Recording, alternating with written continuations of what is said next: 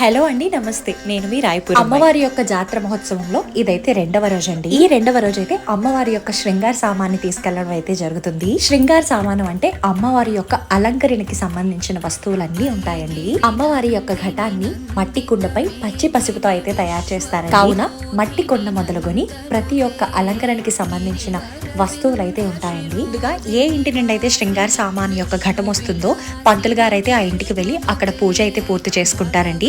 పూజ పూర్తి చేసిన తర్వాత పాల పూజారులు అయితే అమ్మ యొక్క శృంగార సామాన్ని ఈ తలపై పెట్టుకుని మోకాళ్ళ మీద నడుచుకుంటూ ఇంటి నుండి అయితే మొదట బయటకు తీసుకొస్తారు. ఆ తర్వాత మొర్రాటుతో వాళ్ళ కాళ్ళు కడిగిన తర్వాత అయితే అదే విధంగా ఆ శృంగార సామాన్ని తలపై పెట్టుకుని గుడి వరకు అయితే తీసుకెళ్తారండి. ఇంకా గుడికి చేరుకున్న తర్వాత అయితే అమ్మ చుట్టూ 3 సార్లు అయితే ప్రదక్షిణాలు చేస్తారండి అందరూ. ఇంకా ప్రదక్షిణాలు పూర్తయ్యాకైతే అమ్మవారి శృంగార సామాన్ని అమ్మవారి గర్భగుడిలోకి అయితే తీసుకువెళ్లడం జరుగుతుందండి. ఇంతటితో అయితే జాతరలో రెండో ఘట్టం అయితే పూర్తయిందండి. జై మాతాది.